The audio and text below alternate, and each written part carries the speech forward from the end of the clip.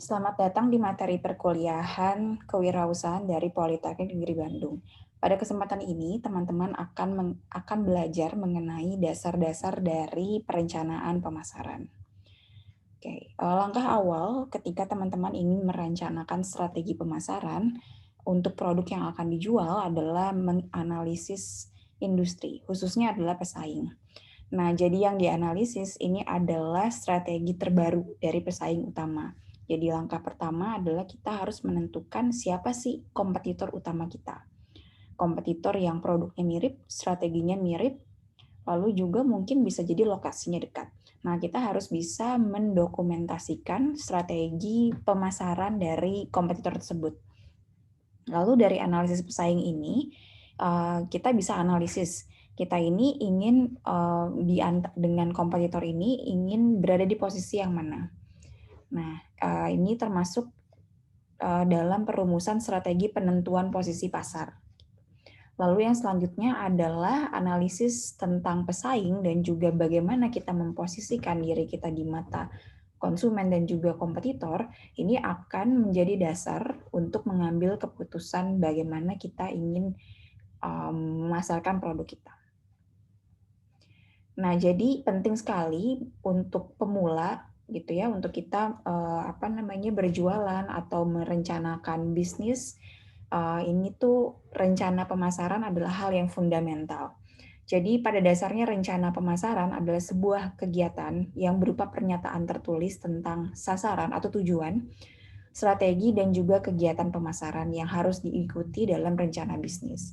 Nah, jadi sebelum kita mulai merencanakan pemasaran, ada 3 pertanyaan yang harus ditanyakan pada usaha kita. Yang pertama, arah bisnis kita ini mau kemana? Arah itu maksudnya adalah ingin sebesar apa, ingin menjual kemana, dan lain-lain. Lalu yang kedua adalah kemana kita ingin pergi dalam jangka pendek. Jadi sebelum menentukan strategi pemasaran, kita harus menentukan rencana bisnis kita, milestone bisnis kita seperti apa. Lalu yang ketiga adalah bagaimana kita atau bisnis ini bisa sampai di sana. Bagaimana nih strategi kita untuk bisa sampai ke arah yang kita tentukan di awal. Nah, jadi rencana pemasaran itu ada sifat-sifatnya. Yang pertama, ketika merencanakan pemasaran itu harus didasarkan pada fakta atau asumsi. Terkadang misalnya gini, contoh kasus, kita ingin menentukan berapa banyak demand atau permintaan. Tentunya kita bisa melihat fakta kalau ada data statistik. Tapi kalau misalnya tidak ada data statistik, harus ada asumsi yang menguatkan bahwa demand itu sedang dibutuhkan gitu, demand itu sedang ada. Dan bisnis yang kita ingin jual ini memiliki peluang untuk mengambil demand tersebut. Nah, yang kedua adalah rencana pemasaran itu harus memberikan rekomendasi strategi. Strategi pemasaran. Nanti akan saya jelaskan strategi pemasaran itu isinya apa aja. Lalu yang ketiga adalah bagaimana organisasi ini untuk mengimplementasi strategi tersebut.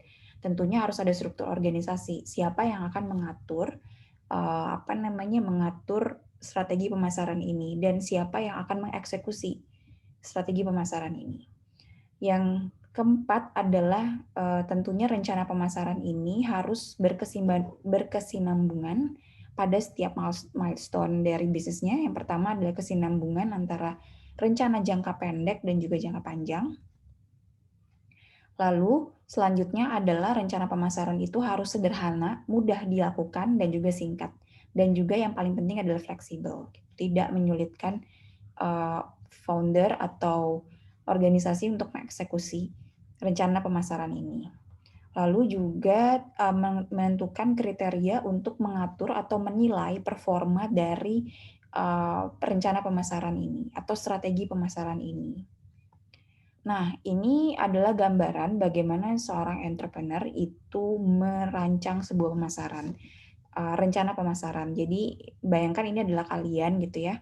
Kalian ini tuh ketika memikirkan sebuah rencana pemasaran, ini tuh didesak oleh adanya internal environment gitu, adanya kondisi internal yang yang membuat batasan gitu, yang membatasi teman-teman nih untuk merencanakan strategi merancangkan strategi itu. Nah, internal environment ini terdiri dari financial resource atau budget, terus supplier, keberadaan supplier, lalu tujuan, dan juga sasaran dari entrepreneur ini, dan juga tim gitu. Nah, internal environment ini cukup krusial ketika kita menentukan hal yang realistis dari rencana pemasaran. Lalu di luar dari entrepreneur, ini adalah external environment ya, seperti yang teman-teman sudah pelajari, seperti kemarin tuh tentang PESTEL gitu ya, ada ekonomi, terus sosial atau culture, lalu teknologi, permintaan, lalu juga legalitas, lalu ada keberadaan bahan baku dan juga kompetisi. Nah ini tuh akan terus-menerus dipikirkan gitu oleh entrepreneur. Dan nanti ketika teman-teman merencanakan bisnis, nanti mengeksekusi rencana bisnis atau bisnis planning, ini tuh akan menjadi pertimbangan gitu, akan menjadi analisis gitu bagaimana market planning decision kita ini bisa sesuai dengan internal environment kita dan juga external environment dari entrepreneur ini. Lalu entrepreneur ini akan menentukan rencana pemasaran. Tentunya konsep yang harus dipahami itu adalah marketing mix decision. Jadi dimulai dari marketing planning, lalu strategi bagaimana kita bisa menjangkau konsumen, lalu juga kita harus bisa menganalisis gitu ya, kenapa konsumen ini beli produk kita, kenapa produk kita bisa laku. Lalu dari sini memberikan feedback atau evaluasi. Lalu entrepreneur pun akan mengevaluasi kira-kira produk ini tuh bakal laku atau enggak, kenapa laku, kenapa bisa laku, kenapa bisa enggak. Dan tentunya kenapa dia bisa laku atau enggak, pasti dia akan mengevaluasi kembali internal environment dan juga external environment. Nah, sebelumnya sudah dijelaskan tentang marketing mix decision gitu ya, itu kan bagian penting dari perencanaan pemasaran. Pada dasarnya marketing mix ini adalah kombinasi produk, harga, promosi dan juga distribusi, dan juga strategi lainnya untuk memenuhi tujuan pemasaran. Nah, jadi ketika kita punya barang atau punya benda untuk dijual gitu ya, tentunya itu ada variabel yang diperhitungkan gitu. Pertama kita lihat produknya sendiri. Produk ini untuk bisa dipasarkan harus memenuhi kualitas gitu ya, kualitas bagaimana kualitasnya, style dan lain-lain. Nah, ini adalah sifat-sifat yang harus diperhatikan gitu ketika teman-teman tuh ingin menjual produk ketika di bagian perencanaan bisnis gitu atau business planning. Lalu juga price, bagaimana sih harga ini bisa sesuai dengan kemampuan konsumen dan juga bagaimana harga ini tuh bisa menyesuaikan dengan menyesuaikan dengan kondisi pasar. Misalnya dari price ini kapan kita akan melakukan diskon. Lalu kapan kita ini bagaimana payment period-nya dan lain-lain. Mungkin ini udah tahap eksekusi ya. Mungkin yang dalam tahap perencanaan ini yang harus diperhitungkan adalah quality image, bagaimana harga ini tuh bisa pas gitu ya dengan profil konsumen atau segmentasi pasar yang ingin kita bidik. Lalu adalah list price, tentunya ketika ingin merencanakan pemasaran itu pasti ada RAB-nya, ada harga HPP dan lain-lain. Nah, itu strukturnya bagaimana. Lalu kuantitas diskon ini untuk product offering.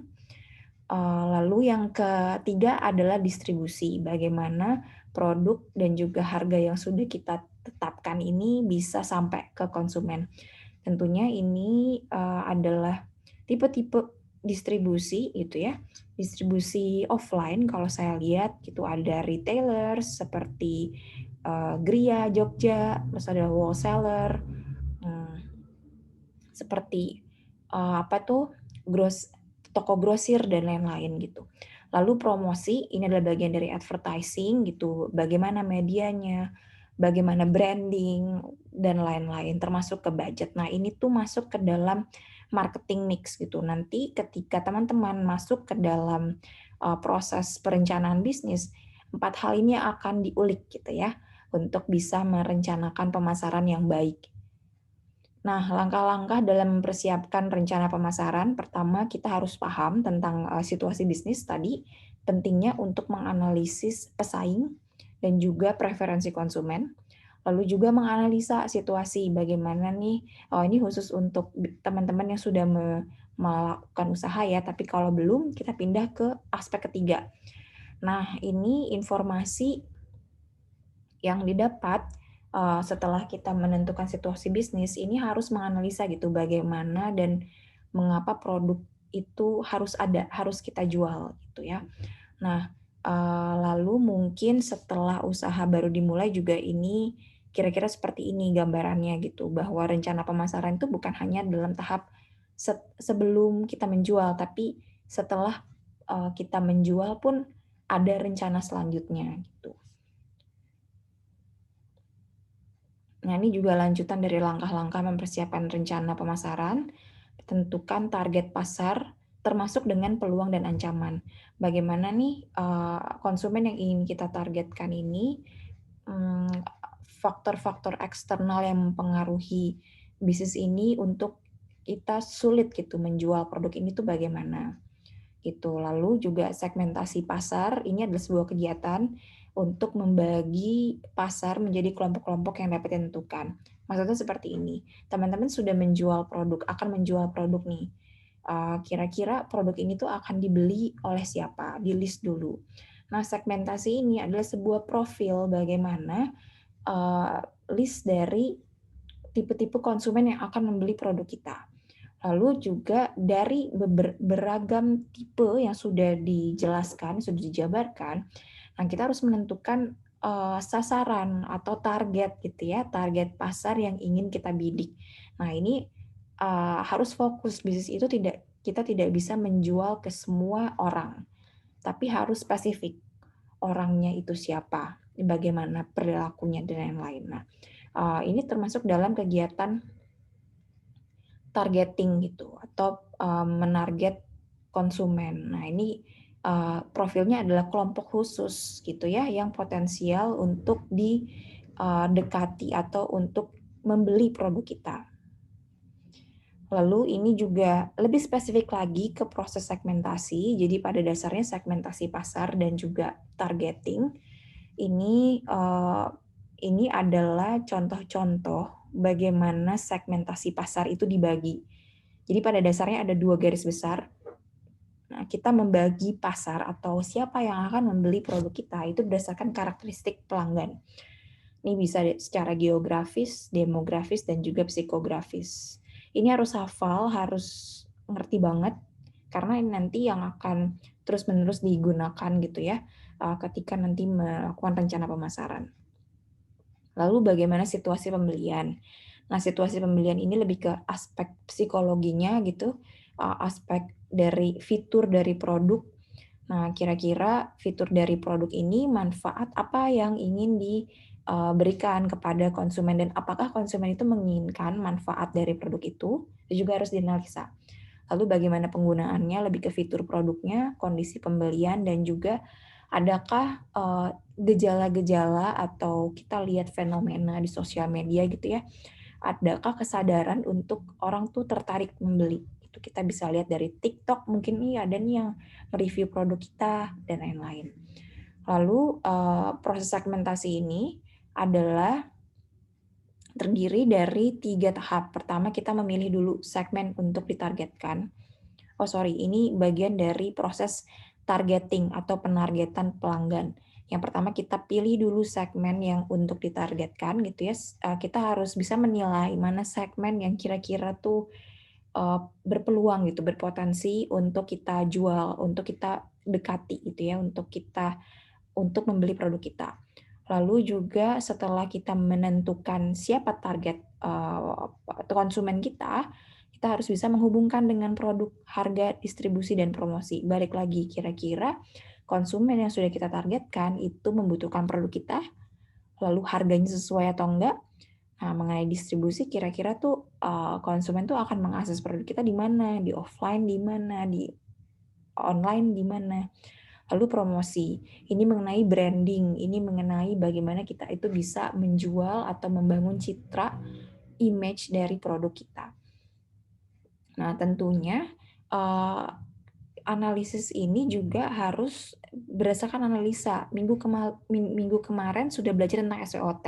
Nah, ini akan digunakan juga dalam menentukan rencana pemasaran gitu ya, bagaimana menentukan kekuatan dan kelemahan dari produk yang kita jual. Lalu ini juga setelah kita tahu target konsumen yang ingin kita sasar, jadi kita ingin menetapkan tujuan. Sebenarnya kita tuh tujuannya apa sih? Tujuan untuk menjual produk ini? Apakah konsumen ini tujuannya ini untuk untuk meningkatkan nilai tambah atau ingin memberikan dan yang lain gitu ya. Kemarin kan sudah belajar tentang karakteristik peluang. Nah, ini nanti akan diaplikasikan di sini gitu bahwa sasaran tujuan kita menjual produk ini karena produk ini tuh sedang dibutuhkan. Nah, kenapa sedang dibutuhkan?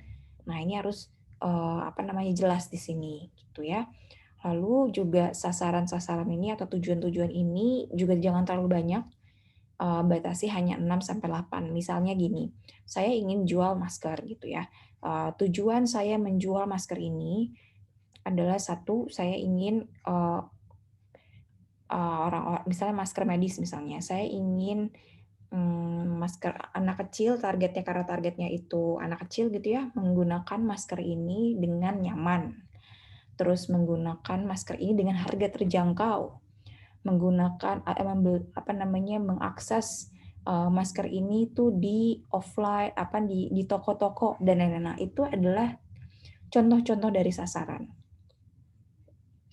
Lalu juga setelah itu kita menentukan strategi pemasaran dan juga aksi gitu ya.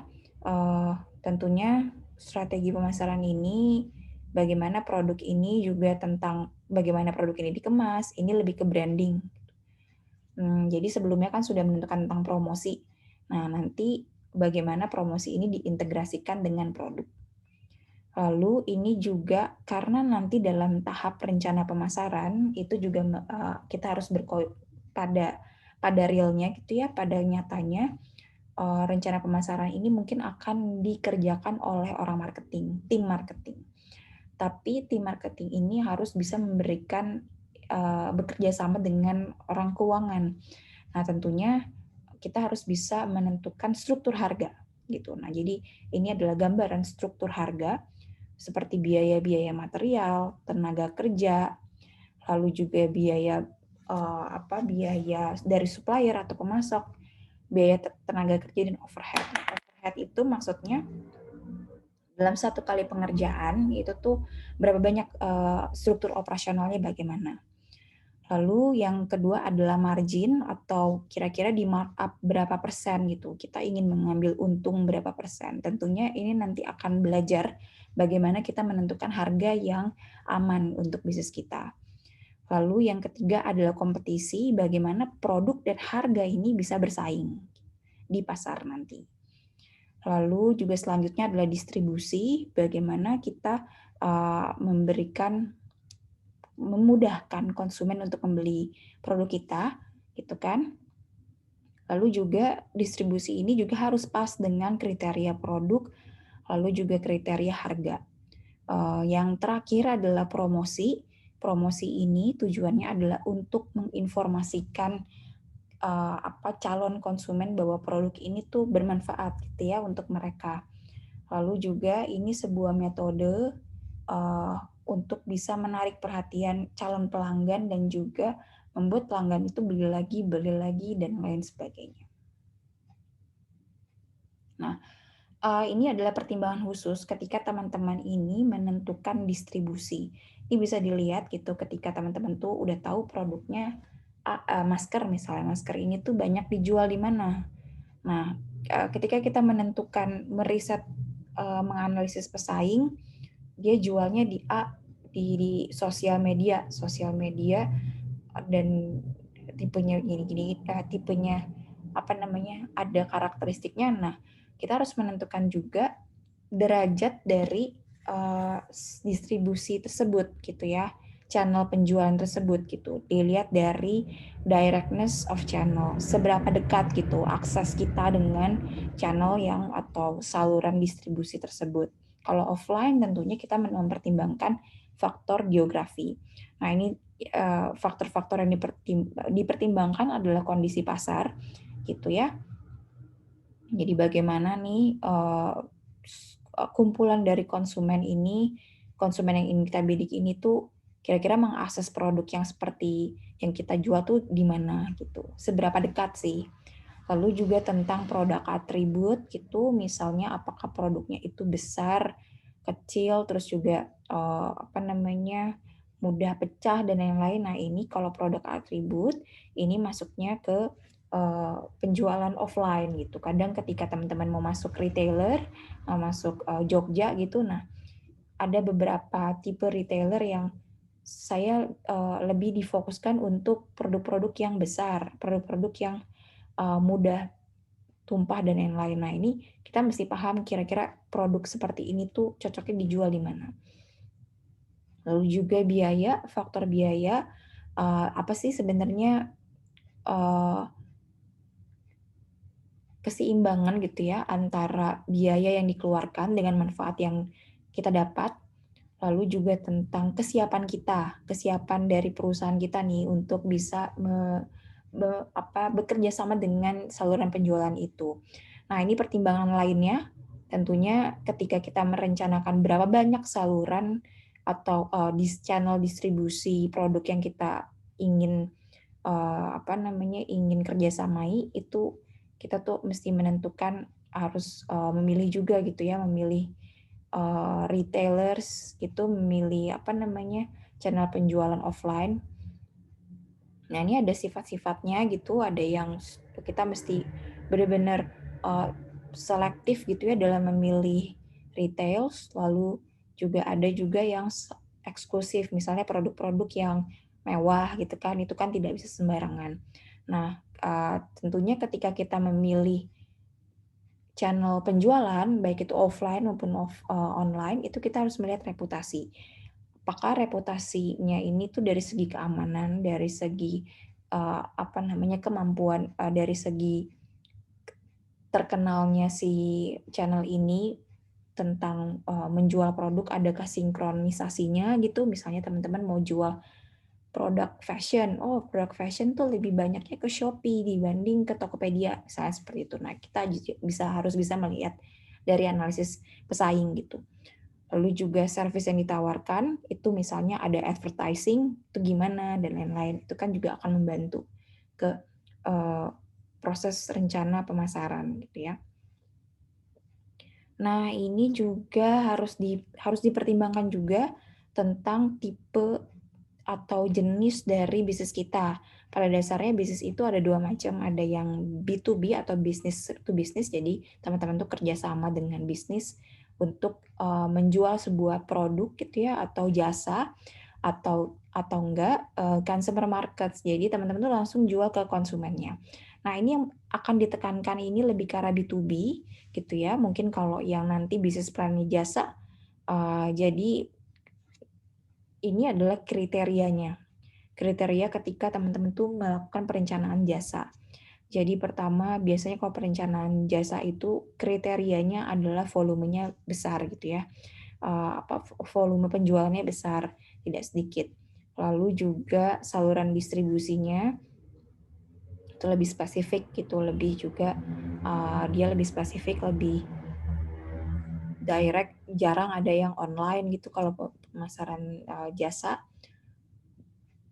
Lalu juga ini tipe-tipe promosinya, bisa ke penjualan langsung ke bisnisnya, atau ke pameran, ataupun ke iklan.